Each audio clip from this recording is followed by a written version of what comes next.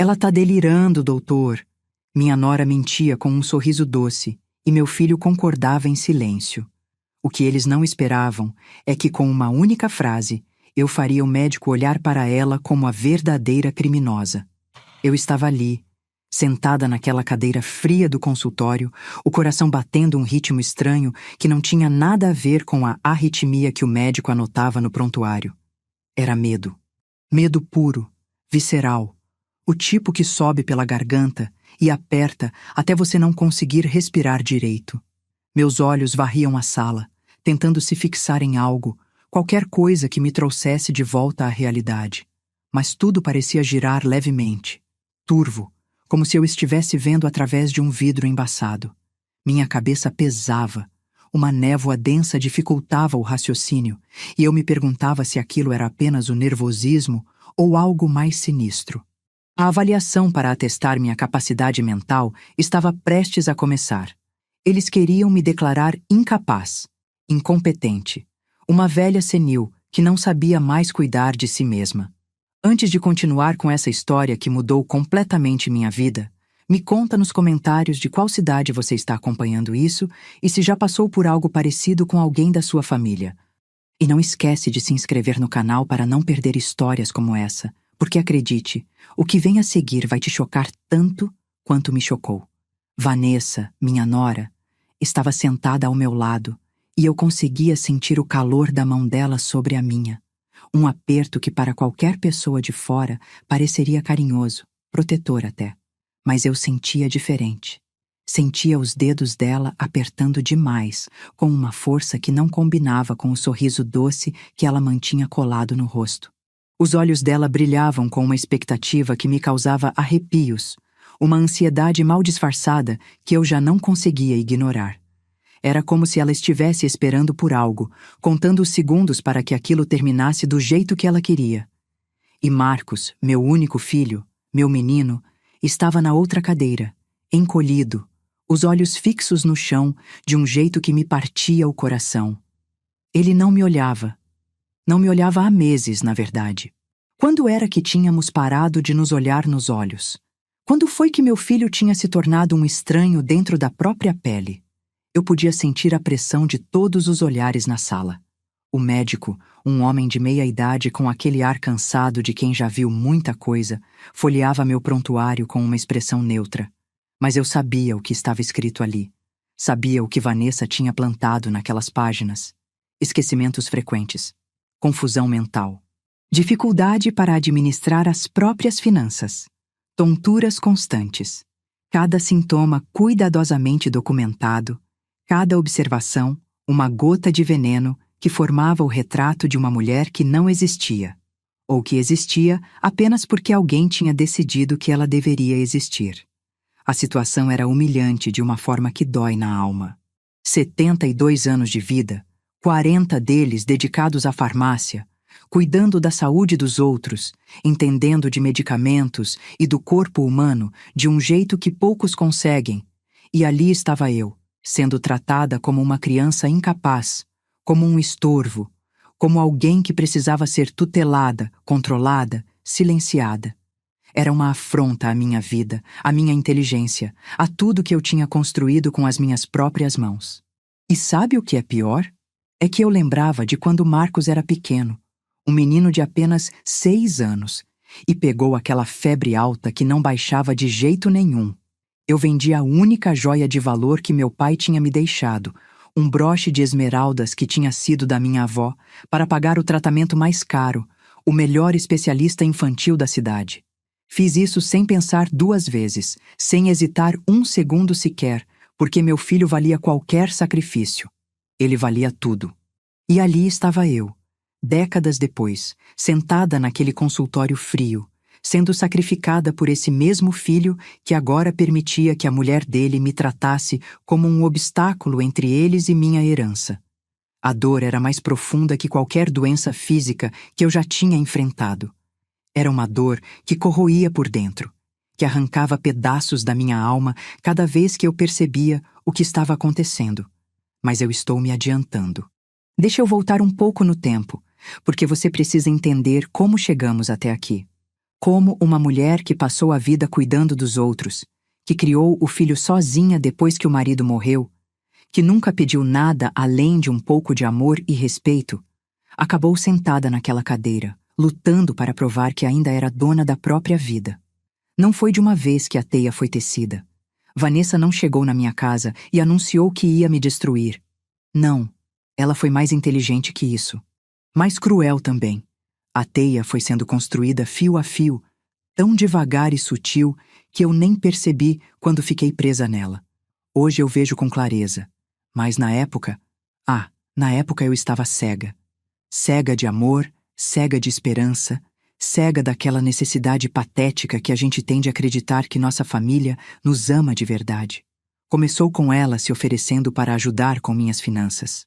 Eu tinha acabado de completar 70 anos, e Vanessa apareceu em casa com aquele sorriso largo, dizendo que eu não precisava me preocupar com essas coisas chatas de banco, de contas, de boletos.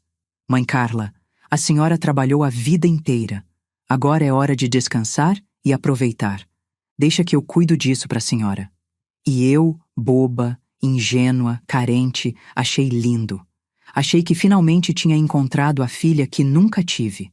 Marcos sempre foi distante com essas coisas práticas da vida, sempre com a cabeça nas nuvens. E eu via naquela oferta da Vanessa uma atenção que meu próprio filho não conseguia me dar. Era o carinho que eu tanto ansiava, ou pelo menos era isso que eu queria acreditar. Lembro da primeira vez que ela realmente se intrometeu de verdade, quando o controle começou a escorregar dos meus dedos sem que eu percebesse. Eu estava na mesa da sala, preenchendo um cheque para pagar o seu Joaquim, o jardineiro que cuidava do meu quintal há anos. A mão tremia um pouco, não vou mentir. 70 anos não passam em branco, e a artrite já dava seus sinais. Vanessa estava passando pela sala, parou, olhou por cima do meu ombro e, com um sorriso que na época me pareceu doce, pegou a caneta da minha mão. Mãe, olha como a letra da senhora está tremida. O seu Joaquim vai ter dificuldade de descontar esse cheque. Deixa que eu preencho para a senhora, pode ficar tranquila. E assim, naquele momento tão simples, tão aparentemente inofensivo, o controle começou a escorregar. Eu deixei. Pior, eu agradeci. Obrigada, querida. Você é tão atenciosa. Se eu soubesse, naquele exato momento, o que aquilo significava, o que viria depois, eu teria arrancado aquela caneta da mão dela e mandado ela cuidar da vida dela. Mas a gente nunca sabe, né? A gente só entende quando já é tarde demais, quando o estrago já está feito. Os desrespeitos foram se acumulando aos poucos, como pedrinhas que vão enchendo um saco até ele ficar pesado demais para carregar.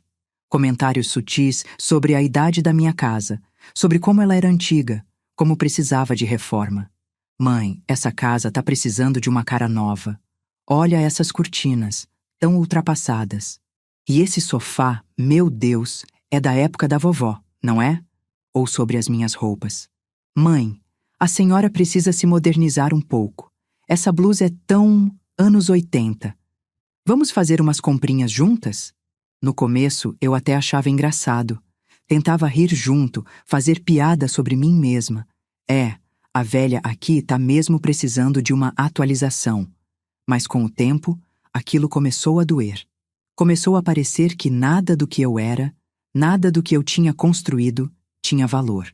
Como se minha vida inteira, minha casa, minhas memórias, fossem apenas coisas velhas que precisavam ser descartadas. E quando eu contava alguma história da família, daqueles tempos em que Marcos era pequeno, ou de quando meu marido ainda estava vivo, Vanessa me interrompia com aquela impaciência mal disfarçada. Ah, mãe, de novo essa história? A senhora já contou isso umas 100 vezes. E ria, como se fosse uma brincadeira. Mas o tom era de deboche, de cansaço, de alguém que estava ali por obrigação e não aguentava mais ter que fingir interesse. Marcos ria junto. Um riso amarelo sem graça, mas ria. E nunca me defendia. Nunca dizia, Vanessa, não fala assim com a minha mãe, ou eu gosto de ouvir as histórias dela. Nunca. Ele só ficava ali, quieto, concordando em silêncio com cada desrespeito, com cada humilhação pequena. E eu sentia meu coração apertar cada vez mais, mas continuava minimizando. São jovens, Carla. Eu dizia para mim mesma, olhando para o meu reflexo no espelho do banheiro depois que eles iam embora. Eles têm outras preocupações. É a diferença de geração. Você está sendo sensível demais. Mas aí, a pressão financeira começou a ficar explícita e foi impossível continuar fingindo que estava tudo bem. Vanessa começou a pedir dinheiro. Não pedir, na verdade, exigir. Sempre com desculpas que pareciam legítimas, sempre com aquele tom de quem está fazendo um favor para mim ao me dar a oportunidade de ajudar. Mãe, a gente precisa de um adiantamento da herança para o apartamento novo. É um investimento, a senhora vai ver. A gente vai valorizar esse dinheiro. E depois, mãe, o carro do Marcos quebrou e o conserto tá caríssimo. A senhora pode ajudar a gente com um empréstimo? A gente paga depois, prometo. E eu cedia. Sempre. Vendi aquele terreno na praia que eu e meu marido tínhamos comprado há décadas, pensando em construir uma casinha para nossa velhice. Dei as economias que eu tinha guardado religiosamente durante anos. Aquele dinheiro que era para uma emergência, para uma viagem que eu queria fazer, para viver os últimos anos com um pouco de conforto. Tudo foi indo embora, escorrendo pelos dedos como areia, e eu justificava cada centavo. Estou ajudando meu filho a ter a vida que eu sempre sonhei para ele. Estou garantindo o futuro dele. O amor de mãe, esse amor cego e irracional que a gente carrega no peito, sempre encontrava uma justificativa para a ganância deles. Sempre. Mas sabe o que foi o pior? O que realmente me destruiu por dentro? Foi perceber que minha saúde estava piorando e não entender por quê. Eu sempre fui forte, resistente. Trabalhei 40 anos em pé, no balcão da farmácia, lidando com gente doente, estresse, cansaço e nunca me abati. Mas de uns meses para cá, as tonturas tinham se tornado frequentes. Eu levantava da cama e o mundo girava. Descia as escadas e tinha que segurar no corrimão com força para não cair. Minha memória, que sempre foi afiada como uma lâmina, começou a falhar de um jeito assustador.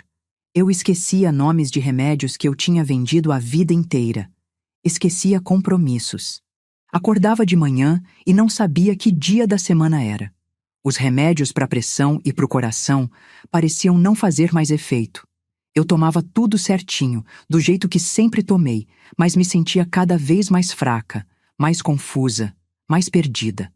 Comecei a achar que era o fim chegando, que meu corpo estava se despedindo, que era isso mesmo, 72 anos e a máquina começando a falhar. É a velhice batendo na porta, Carla. Eu sussurrava pro meu reflexo no espelho, vendo aquela mulher de cabelos brancos e olhos fundos que me olhava de volta. É o preço do tempo. E aceitava. Aceitava porque achava que não tinha escolha, que era natural, que era assim que a vida funcionava. Atribuía tudo à idade, ao cansaço da vida, à tristeza que eu sentia por ver meu filho tão distante, tão diferente do menino que eu tinha criado. Marcos mal visitava mais. Quando aparecia, era sempre com Vanessa, e ficava um pouco tempo, sempre com pressa, sempre com uma desculpa para ir embora logo. E eu ficava ali, na minha casa grande e vazia, olhando para as fotos na parede, lembrando de quando a gente era feliz, quando era só eu e ele contra o mundo, quando ele me olhava com aqueles olhos cheios de amor e dizia: "Mãe, quando eu crescer, vou cuidar da senhora para sempre." Mas os sinais estavam lá. Ah, como estavam! Pequenos espinhos que eu teimava em ignorar, em arrancar antes que crescessem o suficiente para me machucar de verdade. O olhar de Vanessa quando ela mexia na minha caixa de remédios, aquele brilho nos olhos dela, aquela concentração excessiva, como se ela estivesse fazendo algo muito importante, muito delicado, e a insistência dela em organizar meus medicamentos. "Mãe, a senhora toma tanto remédio, é fácil se confundir.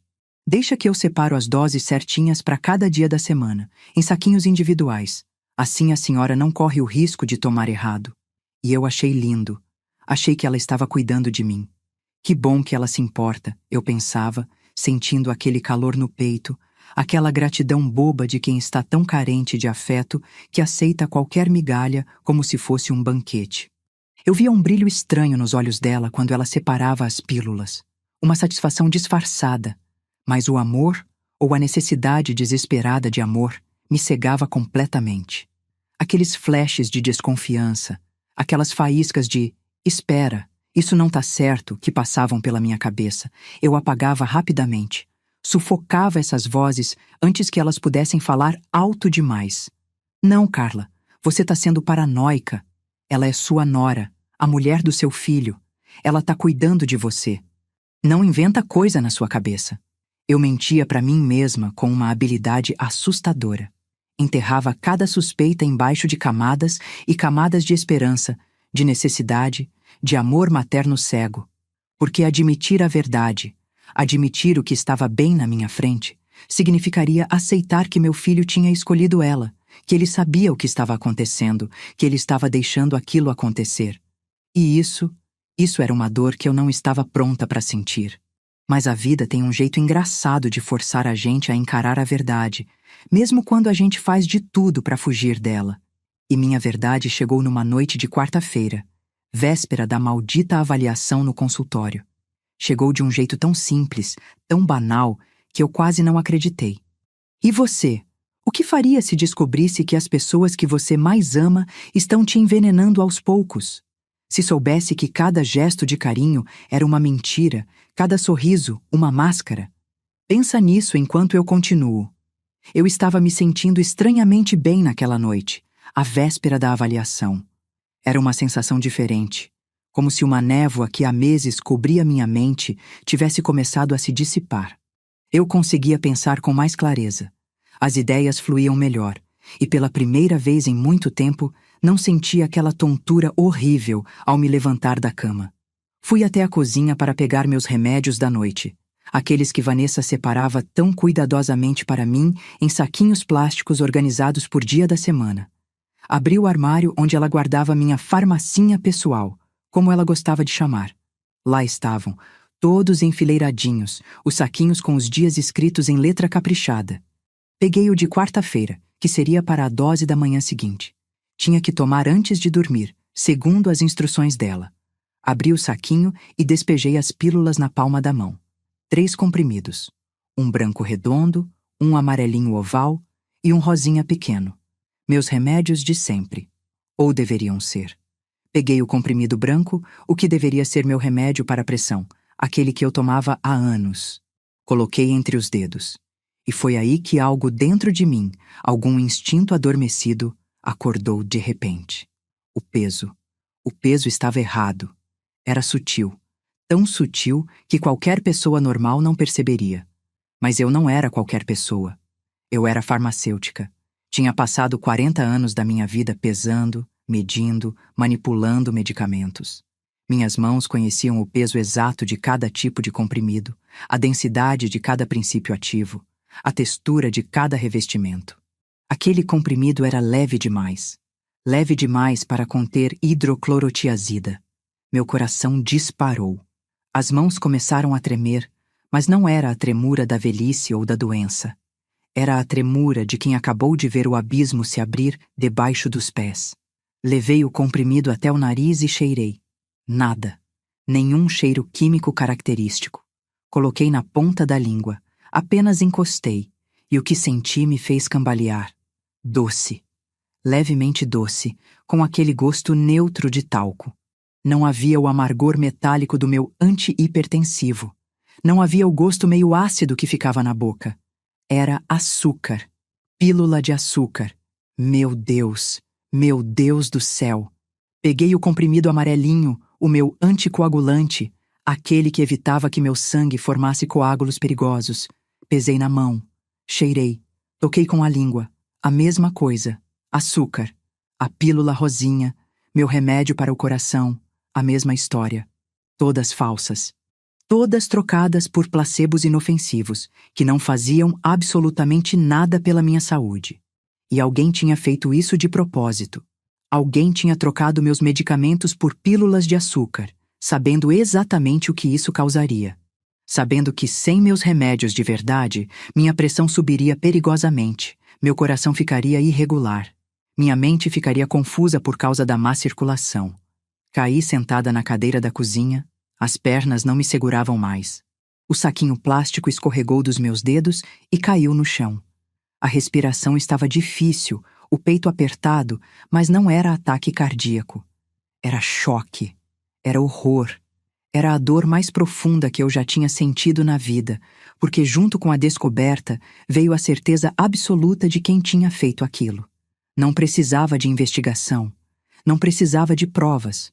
Eu sabia. Vanessa. A mulher que eu tinha acolhido na minha casa, na minha família, no meu coração. A mulher que eu tratava como filha. Ela estava me matando aos poucos, metodicamente, clinicamente, como se eu fosse apenas um problema a ser resolvido, um obstáculo entre ela e o que ela realmente queria. Meu dinheiro, minha casa, minha herança. E o pior, o que realmente me destruiu naquele momento, foi perceber que isso explicava tudo. Tudo. As tonturas, a confusão mental, a fraqueza, o cansaço. Não era velhice. Não era meu corpo desistindo. Era ela. Era Vanessa. Todos os dias, todas as manhãs e todas as noites, me dando aquelas pílulas inúteis enquanto escondia meus remédios verdadeiros, assistindo minha saúde se deteriorar, esperando pacientemente que eu chegasse ao ponto em que seria declarada incapaz. E então, com uma procuração que ela provavelmente já tinha me feito assinar em algum momento de confusão, ela teria controle total. Controle da minha vida, do meu dinheiro, da minha morte. As lágrimas desceram queimando pelo meu rosto. Não eram lágrimas de tristeza apenas, eram de raiva pura e visceral. Como ela se atrevia? Como alguém podia ser tão cruel, tão calculista, tão monstruoso? E Marcos, meu Deus, Marcos, ele sabia? Ele tinha que saber. Ele via meu estado piorando a cada dia. Via a esposa dele cuidando dos meus remédios. Ele sabia e não fazia nada? Ou era cúmplice ativo? Qual das opções doía mais? Eu nem sabia dizer. Fiquei ali sentada, não sei por quanto tempo, segurando aquelas pílulas falsas na mão, sentindo o peso da traição esmagar meu peito. Era como se todos os anos de sacrifício, todo o amor que eu tinha dado, todas as noites sem dormir cuidando dele quando era criança, todas as vezes que eu tinha aberto mão dos meus sonhos pelos dele, tudo isso tivesse sido jogado no lixo. Eu não valia nada para eles.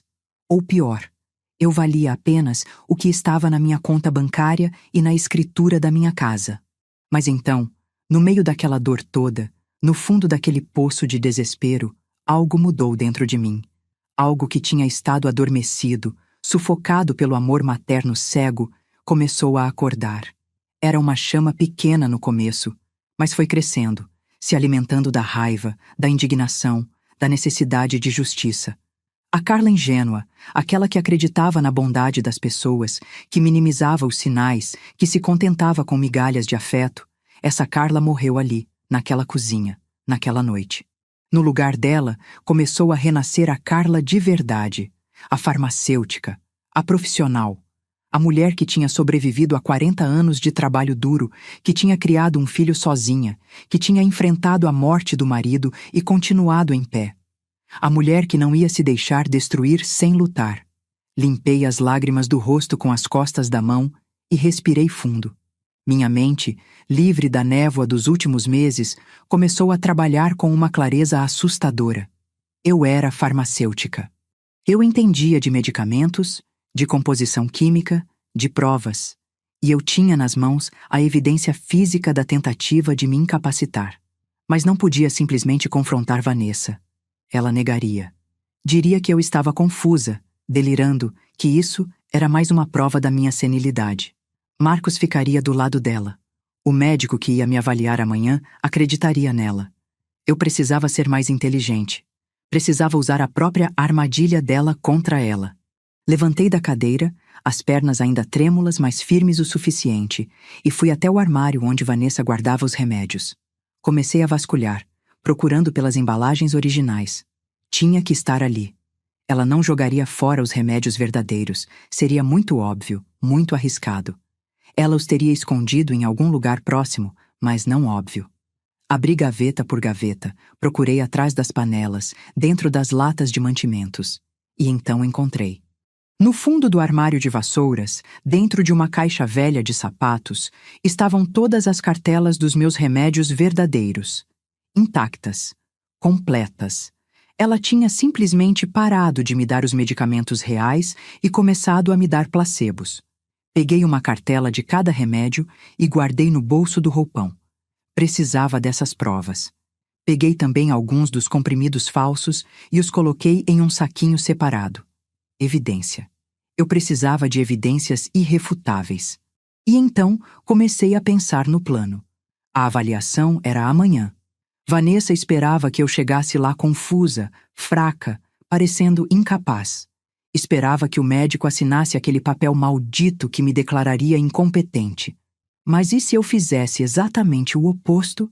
E se eu chegasse lá lúcida, clara e apresentasse as provas na frente de todos?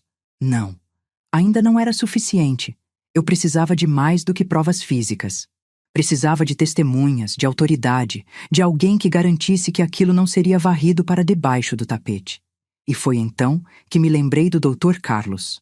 Carlos tinha sido meu colega de faculdade, um homem brilhante que tinha mudado de carreira depois de se formar em farmácia e virado delegado da Polícia Civil. A gente tinha perdido contato ao longo dos anos, mas eu sabia que ele era respeitado, íntegro, um homem de confiança. Se alguém podia me ajudar, era ele. Olhei para o relógio. 00:15. Tarde demais para ligar, mas não para mandar uma mensagem. Peguei meu celular velho, aquele que eu guardava para emergências, e procurei o número dele na lista de contatos. Meus dedos tremiam enquanto digitava, mas a mensagem saiu clara. Carlos, sou Carla, da turma de 82. Preciso urgentemente da sua ajuda. Estou sendo vítima de uma fraude familiar grave, envolvendo substituição de medicamentos. Amanhã tenho avaliação médica na clínica Dr. Silveira, 10 horas. Posso contar com você? É questão de vida ou morte, literalmente. Apertei enviar e fiquei olhando para a tela, o coração martelando no peito. Minutos se passaram. 5, 10, 15. Eu já estava começando a perder a esperança quando o telefone vibrou. Carla? Que situação é essa? Pode me ligar agora? Liguei. E pela primeira vez em meses, talvez anos, eu contei a verdade completa para alguém. Contei sobre Vanessa, sobre as manipulações, sobre o dinheiro, sobre os remédios trocados. A voz dele do outro lado da linha era séria, profissional, mas eu conseguia ouvir a indignação. Carla, isso é tentativa de estelionato, abuso de idoso, e dependendo da sua condição de saúde, poderia ser até tentativa de homicídio culposo. Você tem as provas físicas? Confirmei que sim. Ótimo. Vou estar na clínica amanhã, às 10h30, disfarçado. Não deixe ela saber que você descobriu nada. Haja normalmente ou até mais confusa do que tem agido. A gente vai pegar ela em flagrante. Desliguei o telefone e pela primeira vez naquela noite horrível senti um pouco de esperança. Não estava sozinha. Não era só minha palavra contra a dela. Eu tinha provas, eu tinha um aliado e eu tinha minha mente de volta. Aquela clareza, aquela lucidez que eu não sentia há meses era libertadora. E eu entendi, naquele momento, que as pílulas de açúcar tinham feito mais do que me enfraquecer fisicamente. Tinham me roubado a capacidade de pensar direito, de me defender, de ver o que estava acontecendo bem debaixo do meu nariz. Mas agora eu via tudo. Via com uma clareza cristalina e dolorosa. Voltei para o quarto, guardei as provas em um lugar seguro, dentro da minha bolsa que eu levaria para a consulta. Tomei uma das pílulas verdadeiras do meu remédio para a pressão que eu tinha recuperado do esconderijo. Precisava começar a me estabilizar o quanto antes. Deitei na cama, mas não consegui dormir. Fiquei ali, olhando para o teto, revivendo cada momento dos últimos meses com essa nova perspectiva. Cada vez que eu tinha me sentido confusa e Vanessa tinha me ajudado, cada vez que ela tinha insistido para eu assinar algum papel só para facilitar, cada olhar de impaciência de Marcos, cada comentário sobre eu estar esquecida. Tudo tinha sido parte de um plano frio e calculado para me destruir. E sabe o que me deixou mais furiosa? Não foi nem a crueldade em si, foi a arrogância. A certeza deles de que eu nunca descobriria, de que eu era velha e burra demais para perceber o que estava acontecendo. Eles tinham me subestimado completamente. Tinham esquecido que eu não era apenas uma velha qualquer. Eu era uma profissional da saúde. Eu tinha conhecimento, experiência e agora tinha propósito. Um propósito que queimava no meu peito como um fogo. Justiça. Quando o sol nasceu, eu já estava de pé, vestida, maquiada. Olhei para meu reflexo no espelho e quase não me reconheci. Os olhos estavam claros, determinados. A postura ereta, sem aquele peso nos ombros que eu tinha carregado por tanto tempo. Eu parecia 10 anos mais nova. Parecia eu mesma, de novo. Hoje, eu disse para aquela mulher no espelho, hoje você recupera sua vida. Desci para o café da manhã como se fosse um dia normal. Vanessa já estava lá, com aquele sorriso forçado que agora eu via exatamente pelo que era. Uma máscara. Bom dia, mãe. Dormiu bem? Hoje é o grande dia, né? A avaliação. Os olhos dela brilhavam com uma expectativa que me dava náuseas. Ela estava animada. Animada com a perspectiva de me ver declarada incompetente. Forcei um sorriso fraco. Deixei meus ombros caírem um pouco. Fiz minha voz sair um pouco trêmula. Bom dia, querida. Qual dia é hoje mesmo? Minha cabeça tá tão confusa. Vi o brilho de satisfação nos olhos dela. Ela acreditou. Acreditou que eu ainda estava na névoa, que as pílulas de açúcar ainda estavam fazendo efeito. Que idiota. Ela não fazia ideia de que eu tinha descoberto tudo, de que tinha passado a noite inteira planejando minha vingança. Marcos apareceu logo depois, evitando meu olhar como sempre. Sentei à mesa e peguei o saquinho com as pílulas da manhã, que Vanessa tinha deixado para mim. Com gestos deliberadamente descuidados, fingi tomar os comprimidos, mas na verdade os escondi na mão e joguei no lixo quando ela não estava olhando. Tomei apenas água. Precisava estar completamente lúcida para o que estava por vir. No caminho para a clínica, Vanessa não parava de falar. Tagarelava sem parar sobre como aquela avaliação era importante para minha saúde, como o médico ia cuidar bem de mim, como tudo ia ficar mais fácil depois. Código para, depois que você for declarada incapaz e eu puder controlar tudo. Marcos dirigia em silêncio, os dedos apertados no volante. Eu me perguntava o que passava pela cabeça dele. Remorso? Culpa? Ou apenas o alívio de que logo aquilo tudo acabaria e ele teria o dinheiro que precisava? Olhei pela janela do carro, vendo a cidade passar. Minha cidade. Onde eu tinha vivido a vida inteira. Onde tinha criado meu filho. Onde tinha trabalhado durante décadas. E agora, aos 72 anos, estava indo lutar pela minha liberdade, pela minha dignidade, pela minha vida. Se alguém tivesse me contado 1 ano atrás que eu chegaria a esse ponto, eu teria rido. Teria achado impossível. Minha família me amava, meu filho me amava, ou assim eu acreditava. Chegamos à clínica e meu coração disparou. Era agora. Não havia mais volta. Ou eu vencia essa batalha, ou perdia tudo. E perder não era uma opção. E você? Já parou para pensar em quantas pessoas são silenciadas todos os dias, têm suas vozes roubadas por quem deveria protegê-las? Já pensou em quantos idosos estão nessa situação agora, nesse exato momento, sendo manipulados, sendo destruídos, e ninguém percebe? A sala de espera da clínica estava fria, com aquele ar condicionado que congela a alma. Ou talvez fosse só a tensão que eu sentia, que me deixava arrepiada da cabeça aos pés.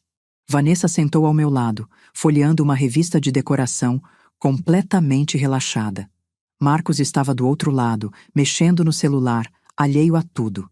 E eu ali, no meio dos dois, com a bolsa apertada no colo, sentindo o peso das provas que carregava dentro dela. Meu coração batia tão forte que eu tinha certeza que eles podiam ouvir. Olhei para o relógio na parede. 10h05. Faltavam 25 minutos para o Dr. Carlos chegar. 25 minutos que pareciam uma eternidade. Eu precisava manter a farsa. Precisava continuar parecendo confusa e frágil. Mas por dentro, minha mente estava mais afiada do que nunca. Cada detalhe do plano passava pela minha cabeça. Cada palavra que eu diria. Cada movimento que eu faria. Não podia errar. Não tinha direito a erro. Foi então que aconteceu algo que eu não esperava, algo que me deu ainda mais munição, mais certeza de que estava fazendo a coisa certa. Vanessa levantou da cadeira, o celular tocando. Com licença, mãe. Vou atender aqui fora. Saiu da sala de espera com passos rápidos e eu percebi que ela estava tensa, nervosa, apesar de tentar esconder. Algo naquela ligação era importante. Muito importante. Fiz um esforço sobre-humano, levantei da minha cadeira devagar, fingindo que ia ao banheiro, e passei perto da porta de vidro por onde ela tinha saído. Ela estava de costas, falando baixo, mas o corredor tinha aquela acústica estranha que amplificava os sons. E eu ouvi. Ouvi cada palavra que saiu daquela boca maldita. Sim, Dr. Freitas, pode deixar. Assim que ela for declarada incapaz hoje, a procuração que ela assinou mês passado entra em vigor automaticamente, não é? Perfeito. Quero que agilize a venda do apartamento dela, daquela casa velha também. Tudo tem que estar resolvido até o fim do mês. Já tenho comprador interessado. Não se preocupe. O filho é um banana. Não vai criar problema nenhum. Ele faz o que eu mando. Minha mão tremeu, mas não de fraqueza. Era de raiva. Raiva pura, visceral, que subia do fundo da alma. Ela já tinha comprador. Já tinha tudo planejado. E falava do meu filho como se ele fosse um capacho, um fantoche. E talvez fosse mesmo. Deus, como doía admitir isso. Com a mão trêmula mais determinada, peguei meu celular do bolso e apertei o botão de gravar. Consegui capturar os últimos segundos da conversa, a parte mais incriminadora. Sim, manda os papéis da venda já preparados. A assinatura vai ser minha, com a procuração dela. Ela nem vai saber o que aconteceu. Voltei para a cadeira antes que ela me visse, o coração explodindo no peito. Aquilo não era apenas ganância. Era premeditação. Era um crime planejado nos mínimos detalhes. Ela tinha transformado minha vida em um tabuleiro de xadrez, e eu era apenas uma peça que ela estava prestes a tirar do jogo. Mas ela tinha cometido um erro fatal. Ela tinha subestimado a peça. Mãe, tá tudo bem? A senhora tá pálida. A voz de Marcos me trouxe de volta.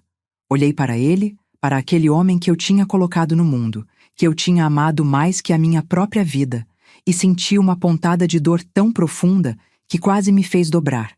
Mas engoli seco e forcei um sorriso fraco. Tô bem, filho. Só nervosa com essa avaliação. Ele acenou com a cabeça e voltou a olhar para o celular.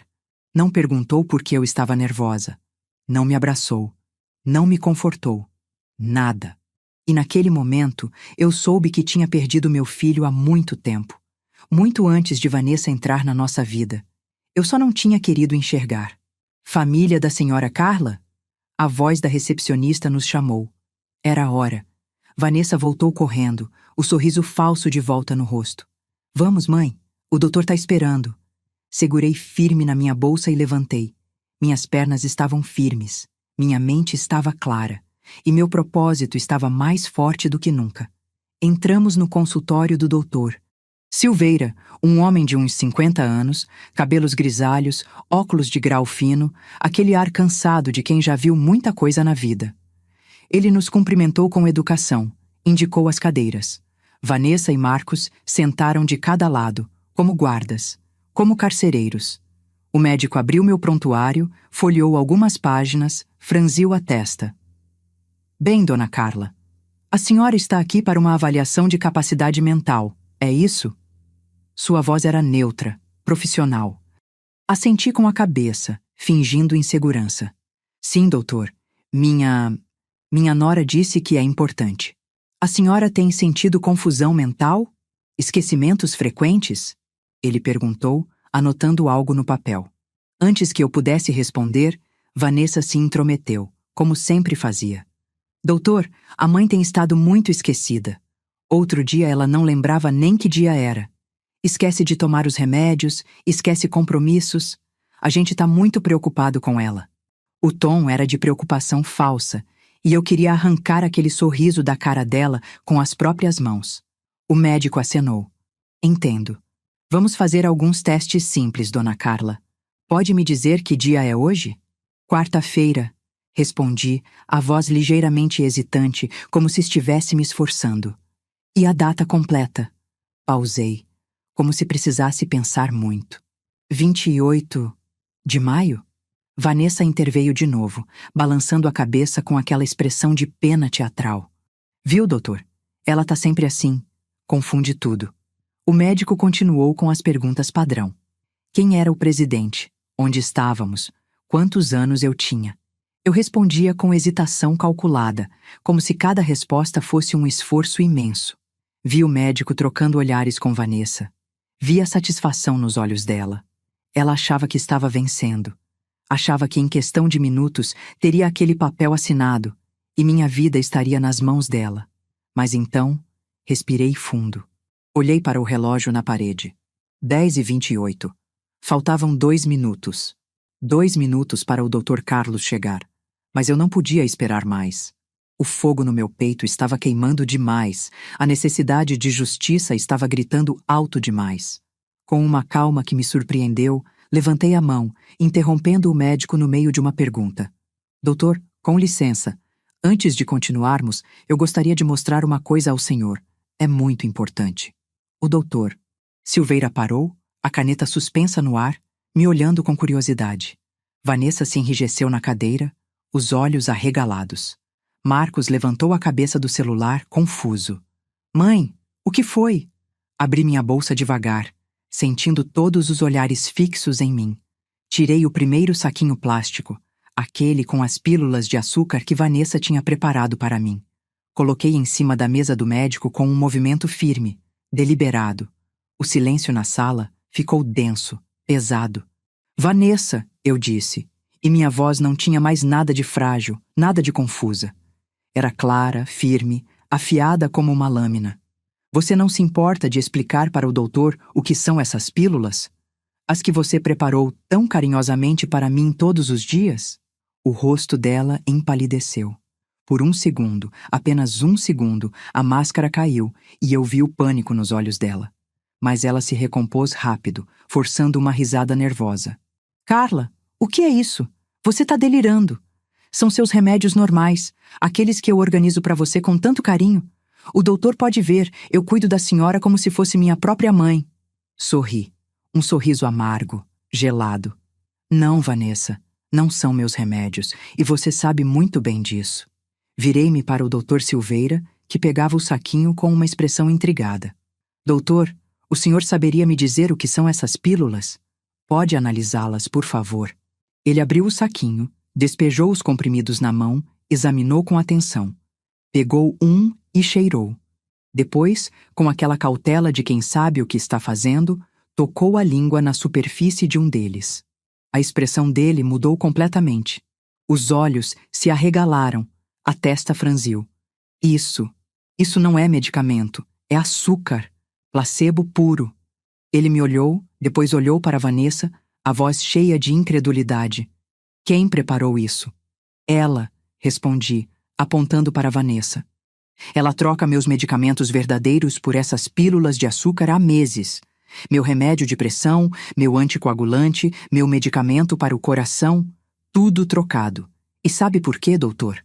Porque sem meus remédios verdadeiros, minha saúde se deteriora. Fico confusa, fraca, tonta. Exatamente o quadro perfeito para me declarar incapaz. Vanessa se levantou bruscamente, a cadeira raspando no chão. Isso é mentira. Mentira dessa velha louca. Doutor, o senhor tá vendo? Ela tá delirando, inventando coisas. É exatamente por isso que ela precisa ser interditada. Eu sou farmacêutica, eu disse, a voz cortante como vidro. Formada há 50 anos, trabalhei 40 anos na área. Sei muito bem o que é um medicamento e o que é açúcar. Sei o peso de cada comprimido, a densidade, o sabor. E essas pílulas, doutor, são falsas. E tirei o segundo saquinho da bolsa, aquele com as cartelas dos meus remédios verdadeiros que eu tinha encontrado escondidos na caixa de sapatos. E aqui estão meus medicamentos reais, os que ela escondeu no armário de vassouras da minha casa, dentro de uma caixa velha, para que eu não os encontrasse. O Dr. Silveira pegou as cartelas, comparou com as pílulas falsas. Sua expressão passou de incredulidade para horror. Isso é...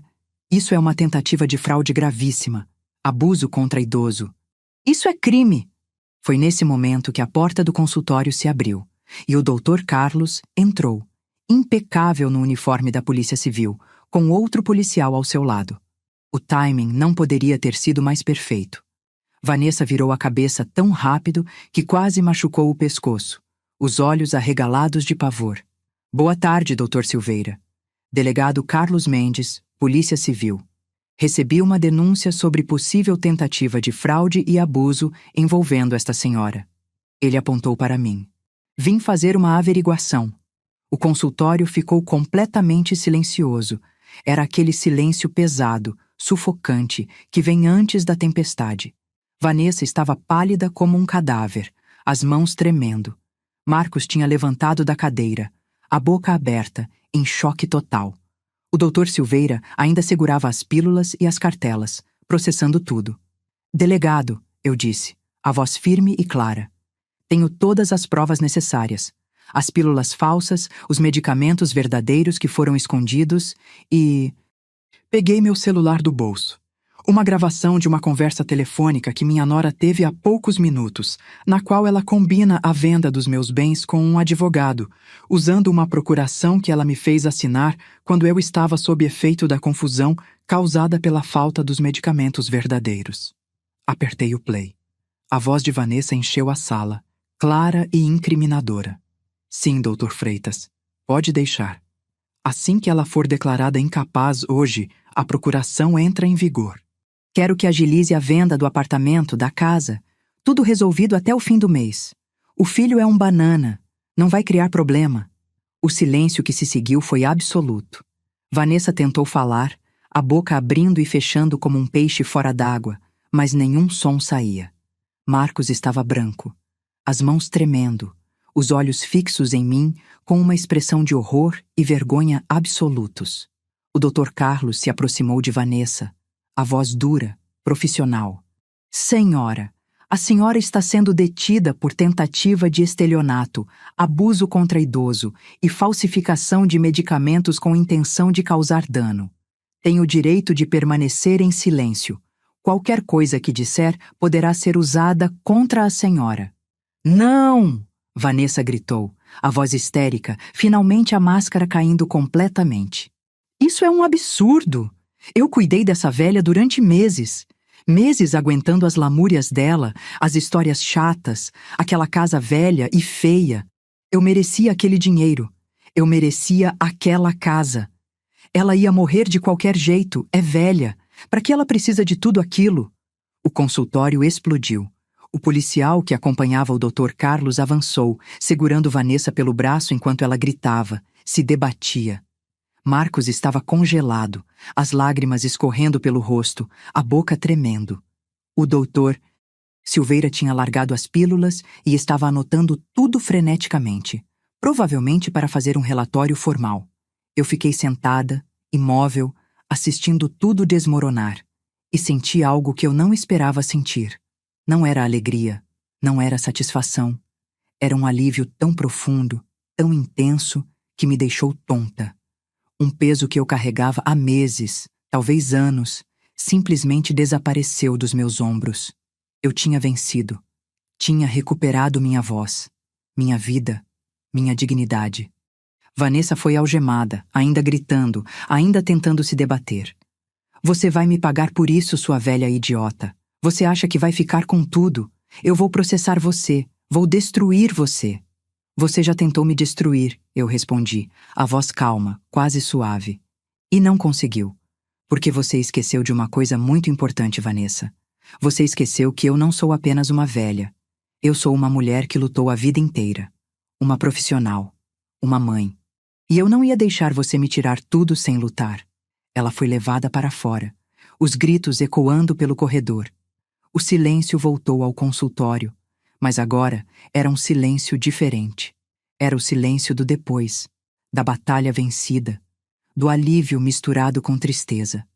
Marcos continuava parado, como uma estátua, as lágrimas molhando seu rosto. Ele tentou dar um passo na minha direção, a voz saindo quebrada, desesperada. Mãe, eu não sabia. Eu juro que eu não sabia que ela estava fazendo isso. Eu levantei a mão, o gesto firme, interrompendo-o. Não, Marcos. Não minta para mim agora. Você sabia. Talvez não dos detalhes, talvez não das pílulas, mas você sabia que algo estava errado. Você me viu ficando cada vez mais fraca, mais confusa. Você viu ela controlando minha vida, pedindo dinheiro, me desrespeitando, e você não fez nada. Nada, Marcos. Você me abandonou quando eu mais precisava de você. Mãe, por favor. Ele soluçou, os joelhos quase cedendo. Eu sinto muito. Eu fui fraco. Eu fui um covarde. Mas eu amo você. Eu sempre amei. As palavras dele me atingiram como facas, mas não me dobraram. Amor sem ação, Marcos. Não é amor. É só uma palavra vazia. Você permitiu que aquela mulher quase me matasse. Você assistiu e não fez nada. E isso eu não sei se consigo perdoar. O Dr. Carlos se aproximou de mim. A expressão séria, mas com um lampejo de algo que parecia respeito. Dona Carla, a senhora foi extremamente corajosa. Vamos precisar do seu depoimento formal, das provas, de tudo. Mas quero que saiba que vamos processar essa mulher com todo o rigor da lei. O que ela fez é gravíssimo. Assenti, segurando firme na minha bolsa. Eu vou fazer tudo o que for necessário, delegado. Vou até o fim. O Dr. Silveira se aproximou também, a voz cheia de uma admiração genuína. Dona Carla, eu preciso me desculpar. Se eu tivesse assinado aquele documento de incapacidade sem investigar direito... Deus do céu, o que poderia ter acontecido? A senhora me ensinou uma lição hoje.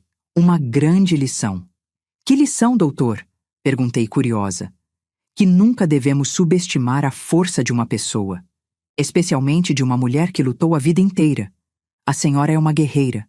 Sorri, e dessa vez foi um sorriso verdadeiro, não amargo. Eu sou uma sobrevivente, doutor, e sobreviventes não desistem, nunca. Saí daquele consultório com a cabeça erguida, os passos firmes, a alma finalmente em paz. Atrás de mim, ouvi os soluços de Marcos. Ouvi ele me chamando, implorando por perdão. Mas eu não olhei para trás. Não naquele momento. Porque eu tinha aprendido uma coisa muito importante. Antes de salvar qualquer pessoa, eu precisava salvar a mim mesma. E agora me conta. Você conseguiria perdoar alguém que te traiu assim? Alguém que você amou mais que tudo no mundo, mas que te abandonou na hora que você mais precisava? Pensa nisso. Porque o perdão, às vezes, é a coisa mais difícil do mundo. Os dias que se seguiram àquele confronto no consultório foram um borrão de formalidades, papelada, depoimentos e lágrimas. Muitas lágrimas. Mas não eram lágrimas de fraqueza. Eram lágrimas de libertação, de alívio, daquele tipo de choro que vem quando você finalmente solta algo que estava segurando há tempo demais e que estava te machucando por dentro. Vanessa foi levada para a delegacia, algemada, gritando ameaças e ofensas até o último segundo.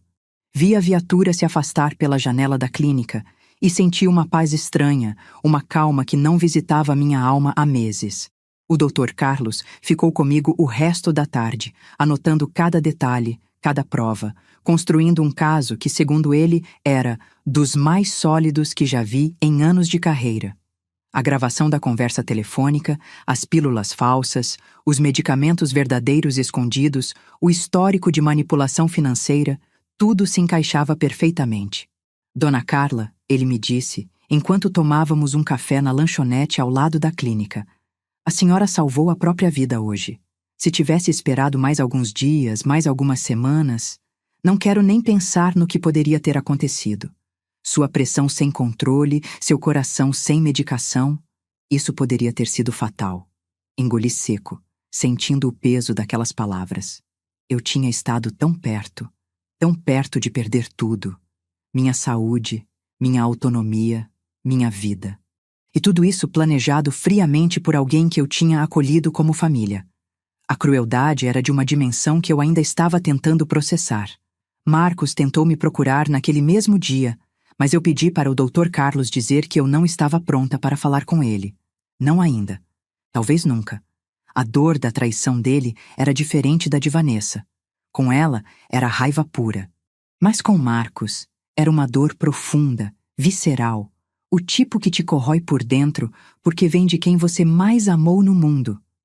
Meu filho, meu menino, o bebê que eu segurei nos braços, o garoto que eu curei de febres e cuidei de pesadelos, o homem que eu ajudei a se tornar. E ele tinha me abandonado. Tinha assistido minha destruição em câmera lenta e não tinha feito nada.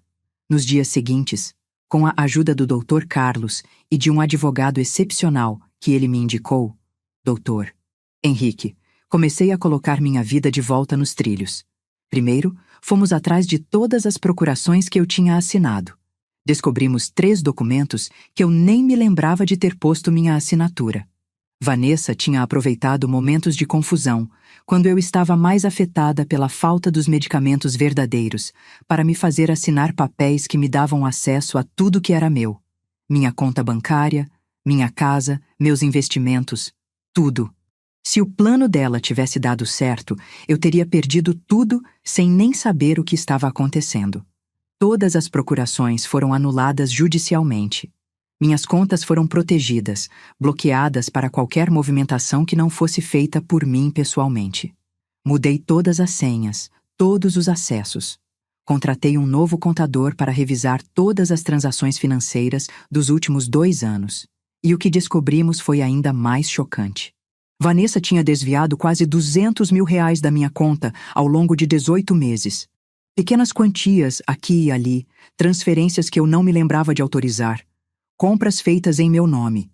Tudo documentado, tudo rastreável. Dr. Henrique garantiu que isso seria adicionado ao processo criminal. Fui a vários médicos novos, fiz exames completos. Minha pressão estava alta, perigosamente alta.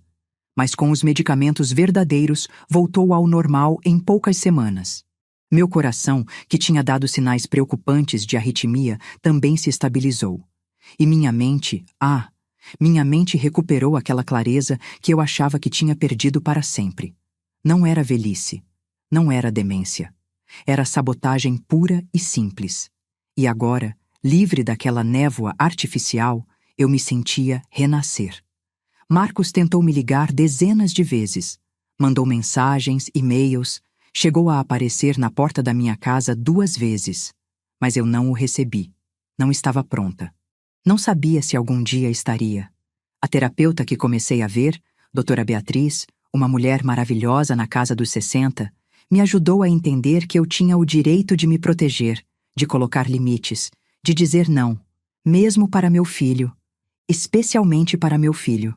Carla, ela me disse numa das sessões, amor materno não significa aceitar tudo, não significa se sacrificar até não restar nada de você. Você tem o direito de se preservar, de exigir respeito, de esperar que as pessoas que você ama te tratem com dignidade. E se elas não fazem isso, você tem o direito de se afastar. Aquelas palavras me libertaram de uma culpa que eu nem sabia que estava carregando.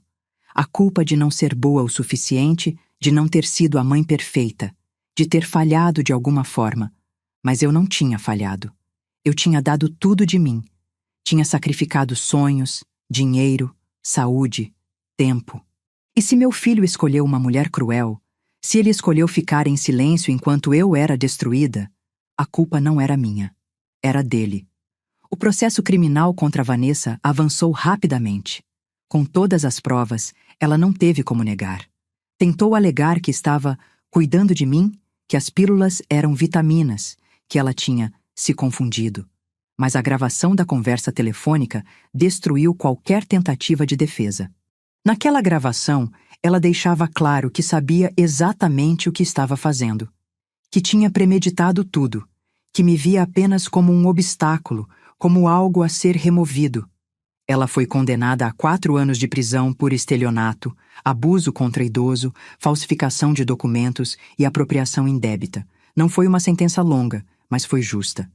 E mais importante, foi um reconhecimento oficial de que eu tinha sido vítima, de que eu tinha razão, de que aquilo que aconteceu comigo não era produto da minha imaginação ou senilidade.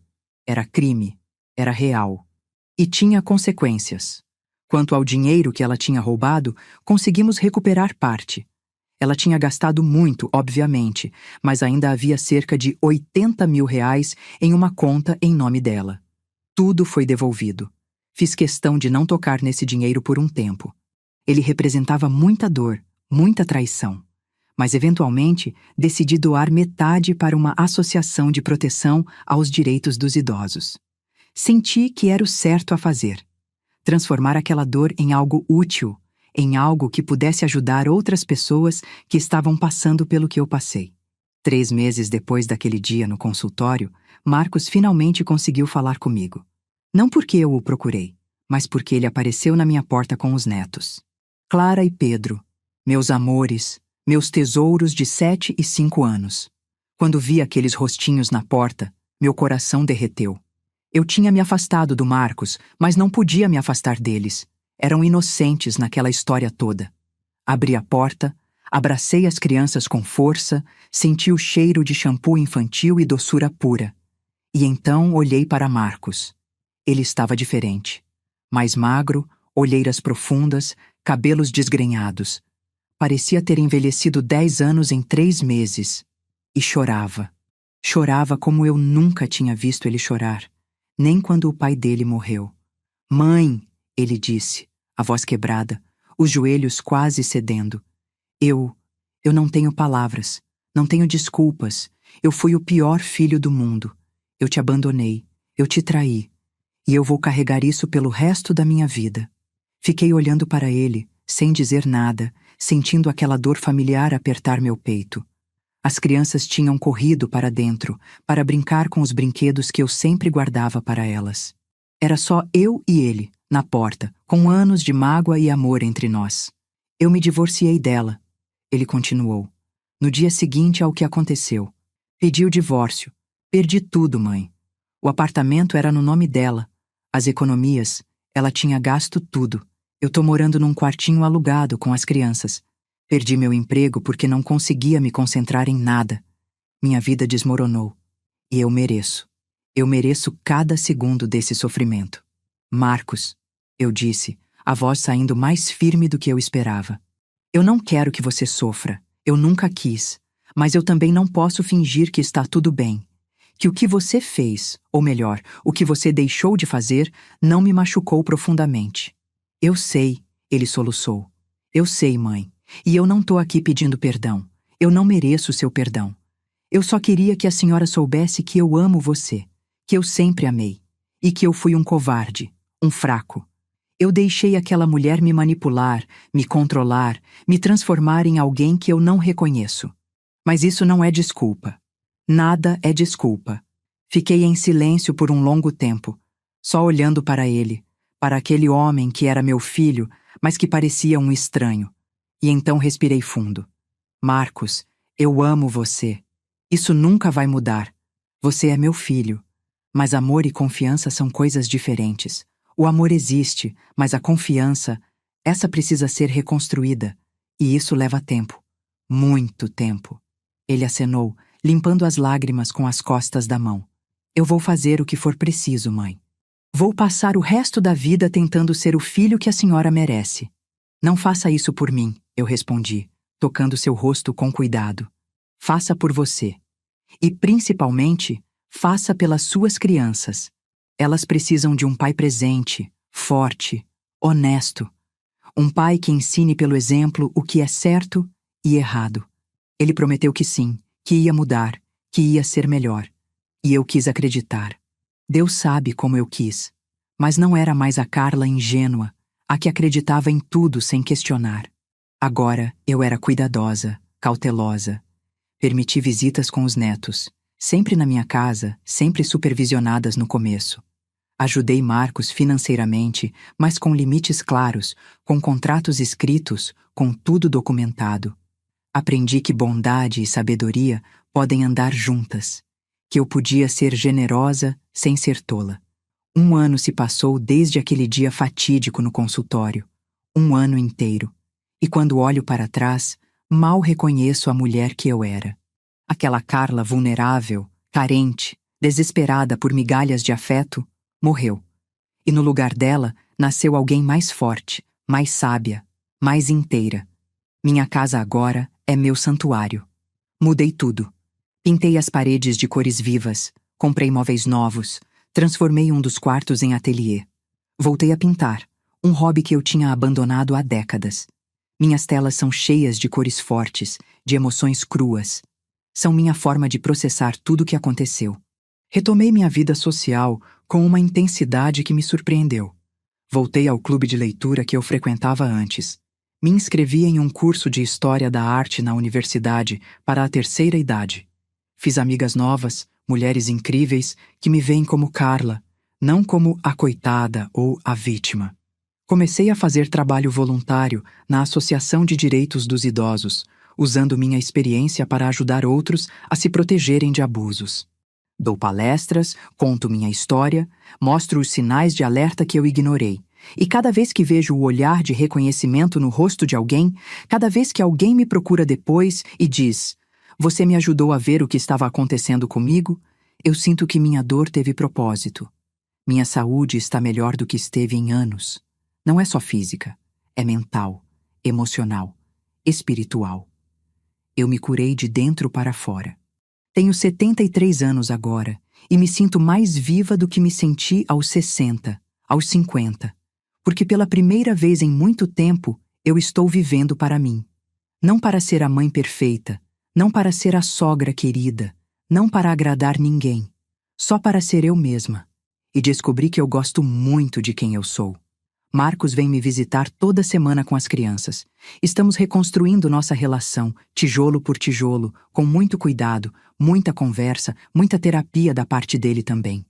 Ele começou a fazer terapia, a trabalhar em si mesmo, a entender como se deixou manipular, como perdeu sua identidade. E eu vejo progresso. Lento, mas real. Não sei se um dia vamos voltar a ser o que éramos antes. Acho que não. Acho que aquilo morreu. Mas estamos construindo algo novo, algo diferente, mais maduro, mais honesto. Vanessa está cumprindo sua pena. Soube por terceiros que ela tenta me contatar constantemente da prisão, mandando cartas, pedindo visitas, alegando que se arrependeu. Não respondo, não visito. E não vou. Aquele capítulo da minha vida está encerrado. Ela não merece nem meu perdão, nem minha raiva. Ela não merece nada de mim. E essa indiferença, descobri, é a melhor forma de vingança. Não dar a ela o poder de continuar afetando minha vida. Sentada aqui na minha varanda, num final de tarde dourado, com uma xícara de chá nas mãos e o som dos pássaros no jardim, eu reflito sobre tudo o que passei. A dor foi imensa. A traição, devastadora. Mas foi dessa dor que nasceu minha força. Foi da traição que aprendi a me valorizar. Foi de quase perder tudo que descobri o que realmente importa. Aprendi que dignidade não se pede, não se espera, não se suplica. Ela se defende, com unhas e dentes se for preciso. Aprendi que amor materno pode ser incondicional, mas respeito não. Respeito se exige. Aprendi que conhecimento é poder e que aqueles anos de estudo, de trabalho, de experiência me salvaram quando eu mais precisei. Aprendi que nunca é tarde para recomeçar, para se reinventar, para dizer não. E aprendi a verdade mais importante de todas. Minha maior cura não veio de medicamentos em farmácias. Veio da verdade que eu decidi encarar, da coragem que encontrei para lutar, da decisão de me escolher, mesmo quando isso significava decepcionar expectativas, mesmo quando isso significava ficar sozinha por um tempo. A vida continuou. E eu, Carla, floresci de novo, mais forte, mais sábia. Finalmente, verdadeiramente livre.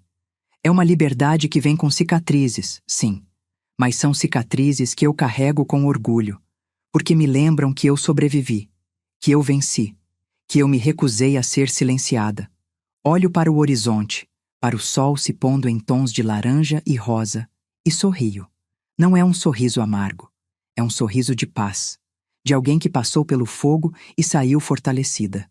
De alguém que entendeu que amar os outros é lindo, mas que amar a si mesma é essencial. E que, às vezes, a melhor forma de amor é a justiça. Que minha história sirva de alerta e de inspiração. Se você está passando por algo parecido, se está sendo manipulada, desrespeitada, diminuída, Saiba que você tem o poder de mudar isso. Você tem voz. Você tem direitos.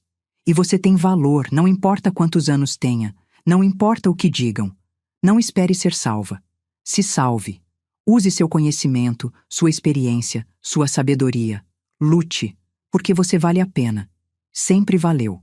E para você que chegou até aqui, que acompanhou cada palavra dessa jornada, meu muito obrigada. Se essa história te tocou de alguma forma, se te fez refletir, se te ajudou a ver algo que você estava ignorando, compartilhe. Compartilhe para que outras pessoas entendam que não estão sozinhas, que existe saída, que existe esperança e que a dignidade nunca, nunca se negocia. Minha vida hoje é minha. E eu não troco isso por nada. Obrigada por chegar até o fim. Se essa história te emocionou, deixa seu comentário contando o que você sentiu e compartilha com alguém que precisa ouvir isso. Juntos, podemos fazer a diferença na vida de muitas pessoas.